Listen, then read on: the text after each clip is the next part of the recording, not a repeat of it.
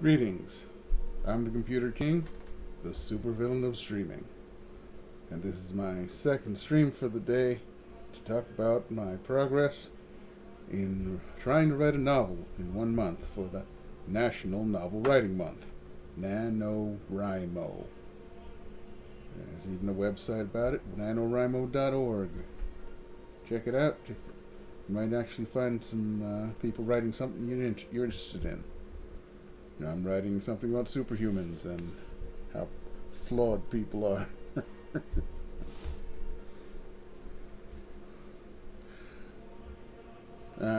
I just put up some soothing music in the background, so because this is a chill stream. So for now, I'm up to 13,019 words I've written in 7 days. Not quite 2,000 words a day, but not that bad. Not that bad at all. That's up from 11,386 yesterday. So that's like 1,600 plus words. That's pretty awesome. So, what's next? What do I talk about now? Boring things. How do you describe an office sort of like the DMV without making it the DMV and without making it boring? You don't. You don't talk about the office except for maybe making a mention of it. At least this is how I'm trying to do it. Some locations have interesting things to look at, but if you sit there and you're typing out how all the paperwork is laid out in neat piles and there are flyers for various organizations off to one side, you're gonna put your audience to sleep, except for those few guys who are and women who are turned on by pamphlets and organized descriptions. So I chose to skip that and concentrate on the conversation being had, which I think is the right choice. I mean, I go into the fact that it's an office and that there are people around and there are people waiting in line. That's it. You can picture a bunch of people waiting in line, can't you? Now, picture a bunch of people waiting in line, half of them wearing weird super suit type outfits. There, you've got it. That's all I have to say, and you've got the entire scene in your head. At least I would if that's all I had to go on. I don't need specifics on certain things, you know? If you go into things too deeply, unless you're trying to describe it for a reason that you bring up back later, you might as well not.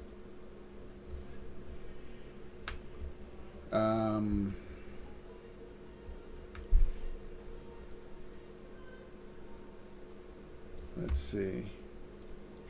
What should I read?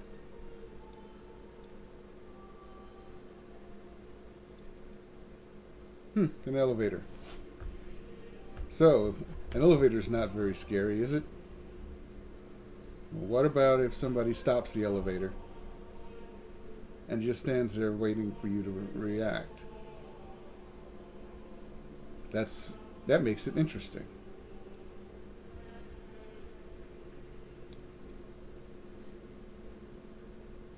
And what would you do? What would you say if you and somebody you were with were confronted by that?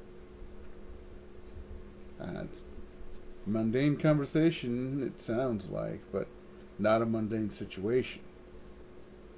So you have to go into what they say. That's the problem. Sometimes dialogue is not the snappiest thing in the world. And you have to spice it up with the descriptors. I'm going to read an excerpt about exactly that. Okay. Rachel stood up abruptly, taking her purse in one hand and Katie's hand the other, and marched out of the office. "Come on, honey," she said, as Katie slowed down to look at someone with a large angular costume, shiny with chrome. They got on the elevator with an older man in a charcoal gray suit. In between floors, he reached out and pulled the stop elevator knob, and they bounced to a halt. Rachel took a half step away from the man. "Katie?" she said in a tone that Katie heard and immediately reacted to by getting into a defensive position. The small elevator kept Rachel from seeking refuge behind her daughter. "Who are you and what do you want? Isn't there supposed to be some sort of alarm when you pull that?" That's it. That's all I'll read for now. Hello, John in Periscope Land. I'm talking about writing. I just read an excerpt from the book I'm writing, titled Powerfall. And I'm basically talking about making mundane things interesting. Putting pictures in people's heads. You see someone on an elevator pull the knob, and the elevator stops. First thing that person did was try to get ready for defense and get her daughter ready for the defense. Why she would take refuge behind her daughter is an entirely different story once you find out more about her daughter, if you say, read what I wrote later, if and only if I let people read it. It's not ridiculous, at least. Very first thing I ever tried, very first big thing I ever tried to write was back in, started in junior high. Or was I a junior in high school? Actually, I was a junior in high school. It was after junior high, because I got a typewriter for my birthday. And I typed, and I typed, and I typed. And thinking about with some of the things I typed now, it was utter shit. It had a good idea, but it was too X-Men-y, you know? And put it like this. In that book, in that story, from back when I was a high school kid, powers came because of the hole in the ozone layer letting in a certain wavelength of radiation that it normally blocked. And what does my brain say? If somebody figured that out, wouldn't they name something after it? And so they named the radiation after the guy. Dumb, huh? You know, like cosmic rays are from space, like they write about them in comic books. Well, imagine if Professor X had discovered them, and they would call them Xavier rays. That sort of thing. That dumb as hell. I can say that now because I can see it. Some of the things I wrote were pretty good. Some of the things I wrote were bad.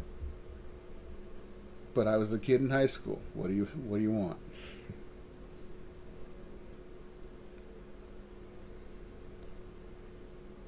So, I've made mundane things interesting and skipped the really mundane stuff that nobody wants to hear. And that's part of writing. Knowing when to talk about something and when not to. I can't say I'm perfect at it, but I try. That's going to be it for this stream. Yeah, it's short. It's always short. And that's not what she said. So, till next time, have a good night, but stay evil.